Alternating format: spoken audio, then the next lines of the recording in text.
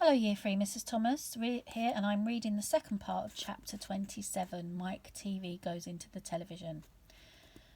When he heard this, Mike Tevee flew into a terrible tantrum. He started jumping up and down on the palm of his mother's hand, screaming and yelling and trying to bite her fingers. "I want to watch television," he squeaked. "I want to watch television. I want to watch television. I want to watch television." "Here, give him to me," said Mr. Tevee, and he took the tiny boy and shoved him into the breast pocket of his jacket and stuffed a handkerchief on top. Squeals and yells came out from inside the pocket, and the pocket shook as the furious little prisoner fought to get out. "Oh, Mr. Wonka," wailed Mrs. Tevee, "how can we make him grow?" "Well," said Mr. Wonka, stroking his beard and gazing thoughtfully at the ceiling, "I must say it's a wee bit tricky, but small boys are extremely springy and elastic. They stretch like mad. So what we'll do, we'll put him in the special machine I have for testing the stretchiness of chewing gum. Maybe that will bring him back to what he was." "Oh, thank you," said Mrs. Tevee. "Don't mention it, dear lady." "How far do you think he's stretched?" asked Mr. Tevee. "Maybe miles," said Mr. Wonka.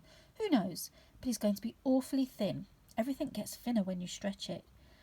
"You mean like chewing gum?" asked Mr. Tevee. "Exactly." "How thin will he be?" asked Mrs. Tevee anxiously. "I haven't the foggiest idea," said Mr. Wonka. "And it doesn't really matter anyway, because we'll soon fatten him up again. All we'll have to do is give him a triple overdose of my wonderful super vitamin chocolate. Super vitamin chocolate contains huge amounts of vitamin A and vitamin B.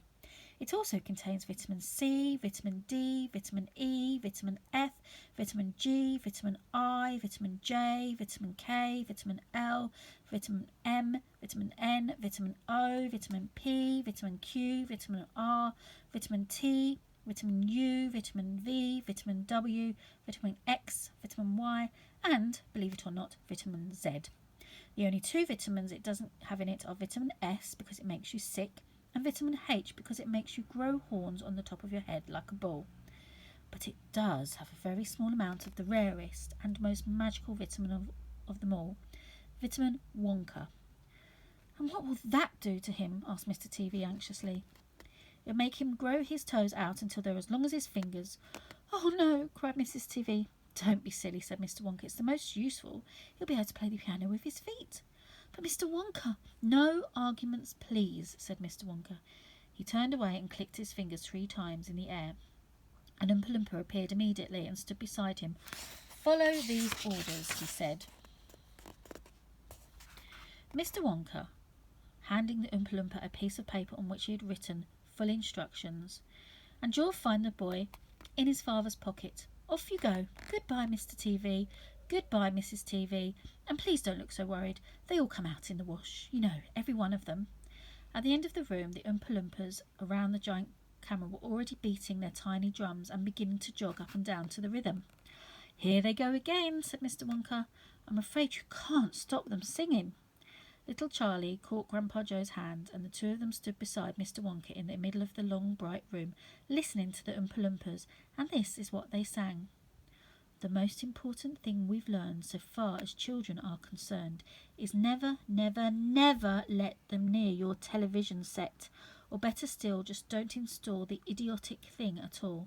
In almost every house we've been, we've watched them gaping at the screen. They loll and slop and lounge about and stare until their eyes pop out. Last week in someone's place we saw a dozen eyeballs on the floor. They sit and stare and stare and sit until they're hypnotised by it. Until they're absolutely drunk with all that shocking, ghastly junk. Oh yes, we know it keeps them still. They don't climb out the windowsill. They never fight or kick or punch. They leave you free to cook the lunch and wash the dishes in the sink. But did you ever stop to think, to wonder just exactly what this does to your beloved tot? It rots the senses in the head. It kills imagination dead. It clogs and clutters up the mind. It makes a child so dull and blind he can no longer understand a fantasy, a fairyland. The brain becomes as soft as cheese. His powers of thinking rust and freeze. He cannot think, he only sees. All right, you cry, all right, you'll say, but if we take the set away, what shall we do to entertain our darling children? Please explain. We'll answer this by asking you, What used the darling ones to do? How used they keep themselves contented before this monster was invented? Have you forgotten? Don't you know? We'll say it very loud and slow. They used to read. They'd read and read and read and read and then proceed to read some more. Great Scott, gadzooks! One half of their lives was reading books.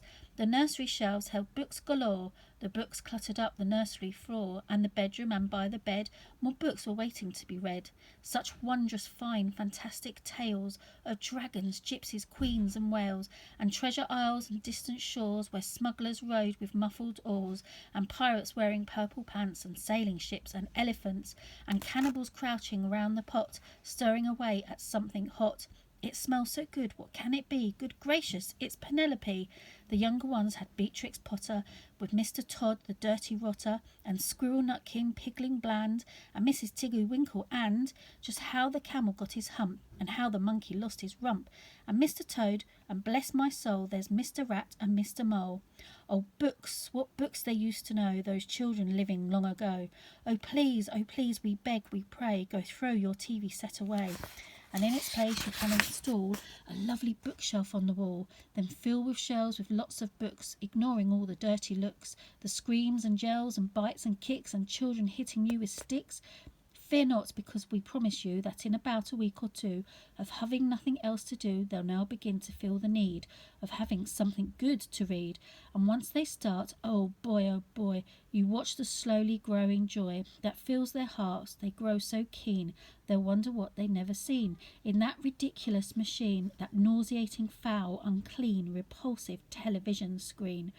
And later each and every kid will love you more for what you did. P.S. Regarding Mike Tevee, we very much regret that we shall simply have to wait and see. But if we can get him back his height, but if we can't, it serves him right.